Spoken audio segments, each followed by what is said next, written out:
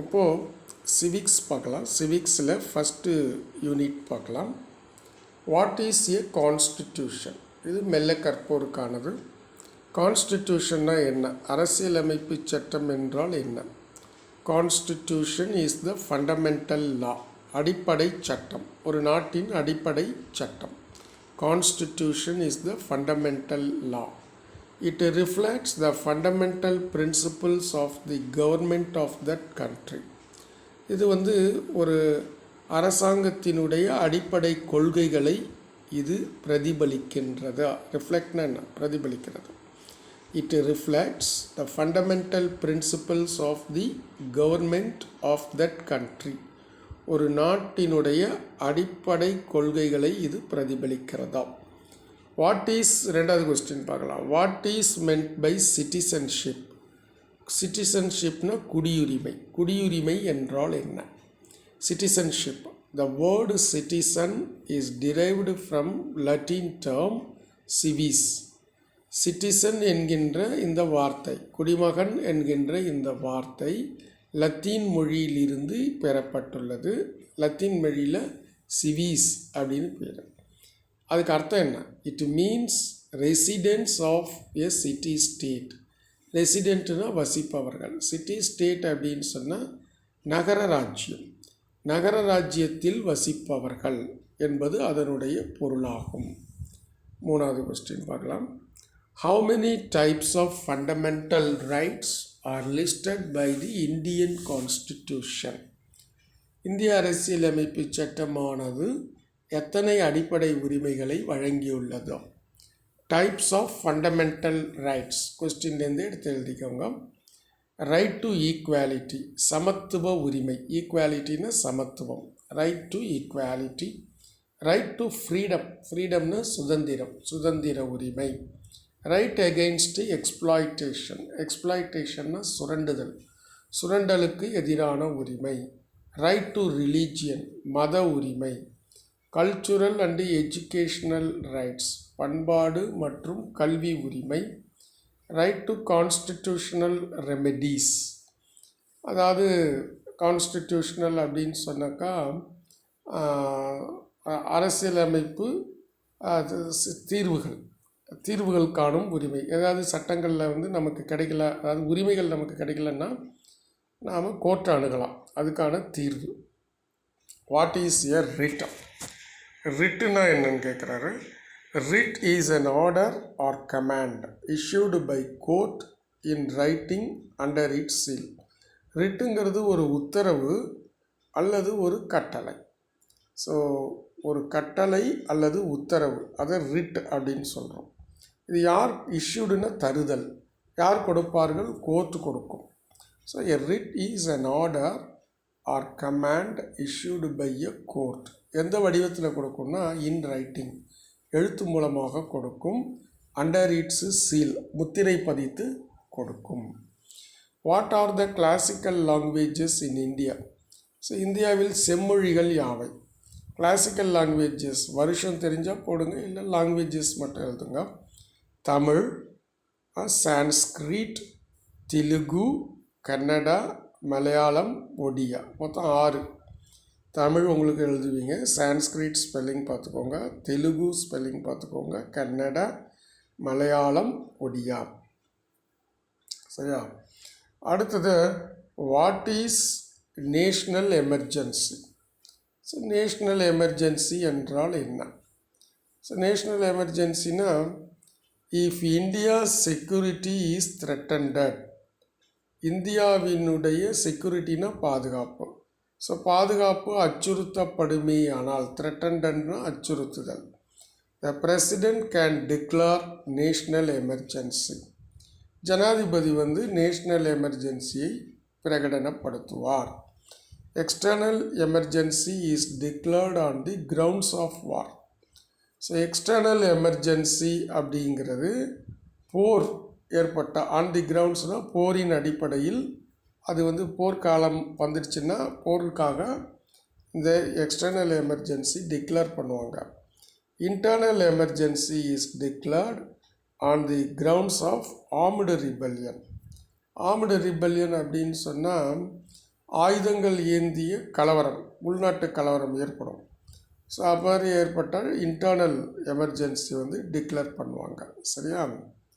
அடுத்தது list out 3 heads of relations between the centre and states. மத்திய அரசாங்கத்திற்கும் மாநில அரசாங்கத்திற்கும் எந்த 3 தலைப்பின் கீழ் உறவுகள் உள்ளன? ரிலேஷன்ஸ்னு போட்டுக்கோங்க. லெஜிஸ்லேட்டிவ் ரிலேஷன்ஸ், சட்ட ரீதியான உறவுகள். அட்மினிஸ்ட்ரேட்டிவ் ரிலேஷன்ஸ், நிர்வாக ரீதியான உறவுகள். ஃபைனான்ஷியல் ரிலேஷன்ஸ், நிதி சார்ந்த உறவுகள். சரி, அது 3 எழுதிக்கோங்க. அடுத்தது ஆன்சர் இன் டீட்டெயில் பார்க்கலாம். எத்தனை இருக்குது? 2 3 4 இருக்கு. ஃபஸ்ட்டு கொஸ்டின் பார்க்கலாம். Answer in detail. Explain the salient futures of the constitution of India. So India அரசியலமைப்பின்படி சிறப்பு அம்சங்கள் என்ன அப்படின்னு கேட்டிருக்காரோ. சாலியன்ட் ஃபியூச்சர்ஸ் அப்படிங்கிறத நீங்கள் கொஸ்டின்லேருந்து எடுத்து எழுதிட்டு, இட் இஸ் த லெங்க்தியஸ்ட். லெங்க்தியஸ்ட்னா என்ன? ரொம்ப நீளமானது. It is the lengthiest. It establishes a federal system of government. So இது எதை நிலைநிறுத்துகிறது அப்படின்னு பார்த்தீங்கன்னா கூட்டாட்சி. ஃபெடரல் சிஸ்டம்னா கூட்டாட்சி முறை. அந்த மாதிரி ஒரு கவர்மெண்ட். அடுத்தது, it makes India as a secular state. மதச்சார்பற்ற நாடாக இந்திய அரசியலமைப்பு சட்டம் இந்தியாவுக்கு உரிமை வழங்கியிருக்கோம். It provides an independent judiciary. So சுதந்திரமான நீதி அமைப்பு இது தந்திருக்கு.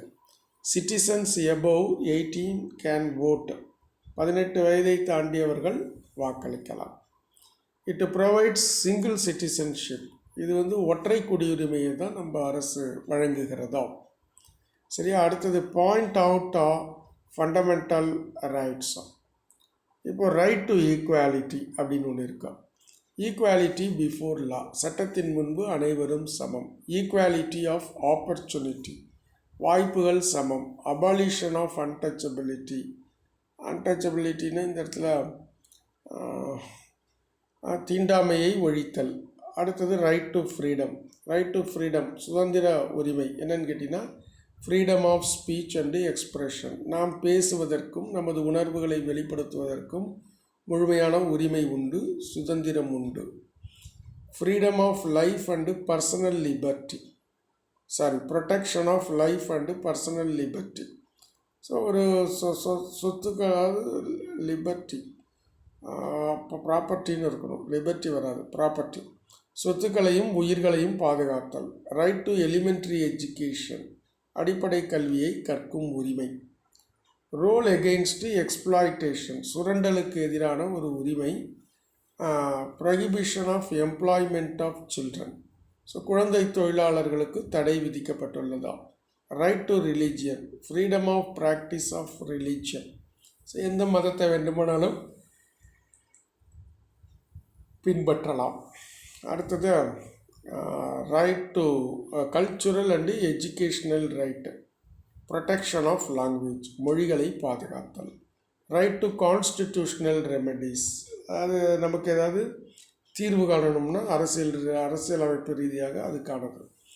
ரெட்ரெசல் for the violation of fundamental rights. So வயலேஷன்னா மீறுதல், அடிப்படை உரிமைகள் மீறும்போது அதை கொடுக்கக்கூடிய உரிமை. சரியா? இது 2வது கொஸ்டின் முடிஞ்சிருக்கு. 3வது கொஸ்டின் வந்து right briefly on the right to constitutional remedies. So constitutional remedies நம்மளுக்கு ஒருத்தருக்கும் ஒரு உரிமை. சரியா? அது என்ன அப்படின்னு கேட்குறாரு. ரைட் டு கான்ஸ்டிடியூஷனல் ரெமெடிஸ்ன்னு எழுதிக்கோங்க. ரிட்டுனா என்னன்னு நம்ம 1-2 மார்க்கில் படித்தோம், அதை அப்படியே எழுதுங்க. Writ is an order or command issued by court in writing under its seal. அடுத்தது 5 kinds. அந்த 5 வகைகள் என்னன்னு கேட்டிங்கன்னா habeas corpus, safeguards from illegal arrest, சட்டத்திற்கு புறம்பான கைதுகளில் இருந்து பாதுகாக்கிறது. மேண்டமஸ் அப்படின்னு ஒன்று. Legal help to get work done by authorities, அதிகாரிகள் வேலையை செய்து கொடுப்பதற்கு சட்ட ரீதியான உதவி. Prohibition. It prohibits subordinate court from acting beyond its jurisdiction அப்படின்னு சொன்னால் அந்த நீதி பரிபாலனத்திற்கு எல்லையை தாண்டி செயல்படும் போது அந்த சபார்டினேட் அப்படின்னா கீழ்நிலை கோர்ட்டு அதை தடை செய்யக்கூடிய உரிமை. செரிட்டோரினா it quashes an order issued by a supreme court, subordinate court. Subordinate court அப்படின்னு சொன்னால் கீழ்நிலை நீதிமன்றங்கள், அந்த நீதிமன்றங்களில் பிறப்பிக்கப்பட்ட உத்தரவினை தடை செய்யும் உரிமை உள்ளது. Quo warranto. It prevents usurping public office through illegal manner. சட்டத்திற்கு புறம்பாக அரசு அலுவலகங்கள் மீது ஏற்பதாலும் ஒரு பிரச்சனை ஏற்படுத்தினால் அதை தடுக்கக்கூடிய சட்டம். படிச்சுக்கோங்க. அடுத்தது பார்த்திங்கன்னா differences between fundamental right and directive principle. Fundamental ரைட்ஸுக்கும் டைரக்டிவ் பிரின்சிபல்ஸுக்கும் என்ன வேறுபாடுன்னு கேட்குறாங்க. நீங்கள் fundamental rights directive principles of state பாலிசின்னு எழுதிக்கோங்க. Fundamental rights derived from the constitution of USA, அமெரிக்க அரசியலமைப்பில் இருந்து பெறப்பட்டதா. இப்போ டைரக்டிவ் பிரின்சிபல்ஸ் எடுத்துக்கிட்டிங்கன்னா drawn on the model of the constitution of Ireland. So இது எதுலேருந்து பெறப்பட்டது? ட்ரான்னாலும் டிரைவ்டுனாலும் ஒன்று தான், மாற்றி கூட எழுதலாம். ட்ரான் ஆன் பெறப்பட்டது, model of constitution of Ireland, அயர்லாண்டினுடைய அரசியலமைப்பு சட்டத்தை மாதிரியாக கொண்டு உருவாக்கப்பட்டது directive principles. Government cannot take away or abridge, அரசாங்கத்தால் கூட ஃபண்டமெண்டல் ரைட்ஸை நம்மிடமிருந்து பிடுங்க முடியாது. Mere instruction to the government, இது அரசாங்கத்திற்கு சில குறிப்புகளை கூறுகிறது. Enforceable by court of law, சட்டத்தின் மூலமாக செயல்படுத்த முடியும்.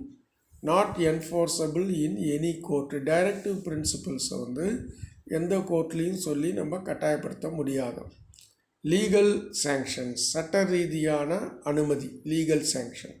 மாரல் அண்டு பொலிட்டிக்கல் சேங்ஷன், நியாய நீதி பார்த்து அரசியல் ரீதியான ஒரு விடுதலைன்னு வச்சுக்கோங்க. விடுதலைன்னு சொல்ல முடியாது, ஒரு இன்ஸ்ட்ரக்ஷன்ஸ். அது அடுத்ததாக strengthen political democracy, political democracy வலிமை அடைகிறது. Ensure social and economic democracy, சமூக மற்றும் பொருளாதார மக்களாட்சிக்கு உறுதி செய்கிறதா. நேச்சுரல் ரைட்ஸ், ஃபண்டமெண்டல் ரைட் என்பது இயற்கையான ஒரு உறவுகள். ப்ரொடெக்ஷன் ஹியூமன் ரைட்ஸ், மனித உரிமைகளை பாதுகாப்பது டைரக்டிவ் பிரின்சிபல்ஸ். ஸோ இதோட இந்த ஃபஸ்ட் லெசனில் இருந்தால் நம்ம கொஸ்டின் அண்ட் ஆன்சர் சொல்லியிருக்கிறேன், படித்து பார்த்துக்கோங்க.